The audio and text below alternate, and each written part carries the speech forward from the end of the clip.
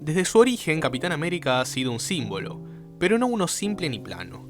No representa únicamente a su país, sino a una serie de principios que aspiran a ser universales. Su escudo no es solo un arma, es una alegoría de la defensa de ciertos valores: la libertad, la justicia, la integridad. En su figura, la narrativa del superhéroe se fusiona con una dimensión ética más profunda. No es casualidad que su creación haya coincidido con momentos históricos donde el mundo parecía al borde del abismo moral. La Segunda Guerra Mundial no solo marcó su debut, sino que también le dio una razón de ser: actuar en un mundo en el que el deber moral parecía tener urgencia.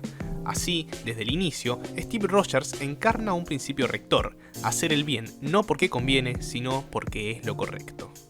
En este punto, el vínculo con el ideal kantiano se vuelve evidente. Kant hablaba del deber como una obligación racional, independiente de los resultados o consecuencias. Steve Rogers seguía por principios que no negocia, incluso si eso lo deja en desventaja, incluso si va en contra del gobierno que representa. No se mueve por interés personal, ni siquiera por empatía emocional, sino por una idea de deber autónomo, autoimpuesto, universalizable. Cuando desobedece órdenes, no lo hace por rebeldía, sino porque entiende que esas órdenes violan una ley moral que está por encima de la autoridad. Esta lealtad al deber moral es lo que lo distingue. Capitán América no es un soldado del sistema, es un soldado del deber. En términos psicológicos, esto configura una estructura de personalidad orientada a la coherencia interna. La identidad de Steve Rogers está construida sobre la base de no traicionarse a sí mismo. No necesita validación externa ni consenso para actuar. Lo que guía sus decisiones es la fidelidad a la brújula ética. Esta estructura mental no es habitual porque la mayoría de las personas operan en zonas grises, justifican sus actos por conveniencia o los adaptan según el contexto. Steve, en cambio, se desenvuelve en una lógica de principios que, si bien puede parecer inflexible, es profundamente coherente. Esa rigidez puede llevarlo a ser malinterpretado como terco o anticuado, pero en realidad expresa una forma de libertad: la libertad de no estar sometido a nada que no sea la razón práctica. Sociológicamente, su figura desafía el funcionamiento ordinario de las instituciones.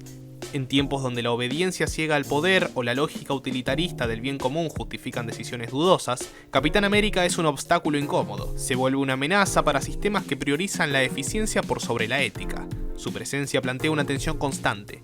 ¿Qué sucede cuando un individuo se rehúsa a colaborar con lo que considera inmoral, incluso si esa inmoralidad es funcional para el orden establecido? Steve Rogers no es ingenuo, entiende la complejidad del mundo, pero su decisión de actuar según principios firmes lo convierte en un recordatorio constante de lo que las instituciones deberían ser y no son. A lo largo de su historia en los cómics, este conflicto se acentúa. No son pocas las veces que Capitán América entra en tensión con S.H.I.E.L.D., con el gobierno de los Estados Unidos o incluso con sus compañeros de equipo. En la saga del Soldado del Invierno, por ejemplo, su vínculo con Bucky Barnes lo obliga a enfrentarse con toda una red de poder que prioriza la conveniencia estratégica por sobre la justicia individual. Aquí se ve con claridad una de sus mayores fortalezas: la capacidad de no deshumanizar al otro.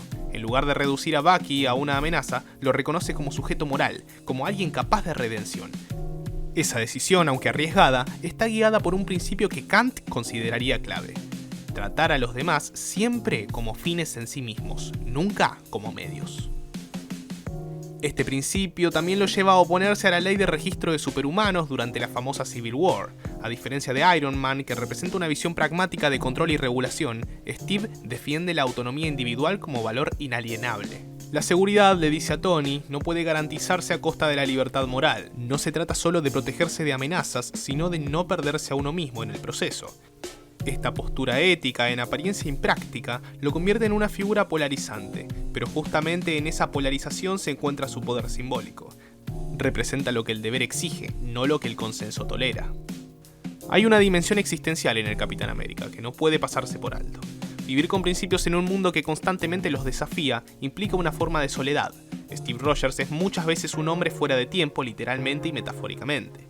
Al despertarse en el siglo XXI, se encuentra en una sociedad líquida, relativista, donde los valores parecen haber perdido peso, pero en lugar de adaptarse, reafirma su compromiso con sus ideales. Esa incapacidad para acomodarse en un mundo nuevo no es una limitación, sino una declaración de resistencia ética. En su anacronismo hay una fuerza, la de no ceder ante el cinismo. Esta postura lo enfrenta a un dilema constante: cómo convivir con un mundo que no comparte su código moral sin volverse cínico ni quebrarse. Steve es resiliente pero no indestructible. Su dolor no es físico, es el dolor de ver que aun cuando uno actúa bien, el mundo no siempre responde. Sin embargo, sigue adelante. Esa persistencia no nace del optimismo ingenuo, sino de una convicción profunda, que lo correcto no depende del resultado, sino del principio. Esta visión del bien como algo que se sostiene por sí mismo, aunque no sea reconocido, es profundamente kantiana. Capitán América encarna un modelo de liderazgo que contrasta con el carismático o el autoritario. No lidera desde la seducción ni desde el miedo, sino desde el ejemplo moral. No impone, inspira, y esa inspiración no surge de grandes discursos, sino de actos consistentes. Cuando otros dudan, él actúa. Cuando otros justifican, él asume la responsabilidad. Esta forma de liderazgo es difícil de sostener porque exige una entrega constante y una exposición permanente a la crítica. Pero en esa entrega se esconde un poder auténtico, el de transformar a los demás no por fuerza, sino por coherencia. En un mundo donde la moral muchas veces parece negociable, Steve Rogers propone lo contrario, una moral intransigente, pero autoritaria, firme, pero no fanática. Su fuerza no reside en el combate físico, sino en su negativa a ceder ante lo que considera incorrecto. Esta forma de actuar tiene un costo, la incomodidad, el conflicto, el aislamiento, pero también tiene un valor incalculable, la integridad. Capitán América no siempre gana, pero nunca traiciona su deber. Y eso, en una época marcada por la instrumentalización de todo, es más revolucionario de lo que parece. En el fondo, Capitán América no es un personaje diseñado para complacer, sino para confrontar. Confronta al lector, al espectador y al propio sistema de valores que lo rodea. Su sola exigencia interroga al mundo. ¿Cuál es el precio de la coherencia moral?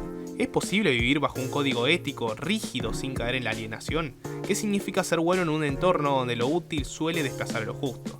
Estas preguntas no son abstractas, están encarnadas en cada decisión que Steve toma, en cada dilema que enfrenta.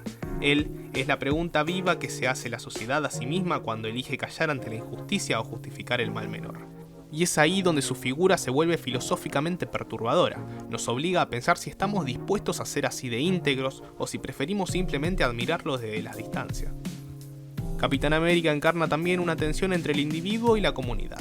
En muchos relatos se lo ve solo, no porque desprecia al grupo, sino porque está dispuesto a enfrentar al grupo cuando éste se aleja de la justicia. Su relación con sus compañeros no siempre es armónica, pero su desacuerdo es de orden ético, no emocional. Esta capacidad de romper filas sin odio, de disentir sin dividirse del todo, es profundamente madura. No necesita estar de acuerdo con todos para colaborar con ellos, pero tampoco acepta unirse a un colectivo que compromete su deber. En este equilibrio precario se pone en juego una lección social de enorme valor. La verdadera comunidad no se construye a partir de la obediencia, sino desde el respeto mutuo por las convicciones. Steve Rogers es una anomalía. No sufre de la arrogancia que acompaña a muchos héroes, ni cae en el narcisismo del Salvador. Tampoco es un mártir que busca sacrificarse como forma de validación. Su sacrificio, cuando aparece, es silencioso, sin pretensión.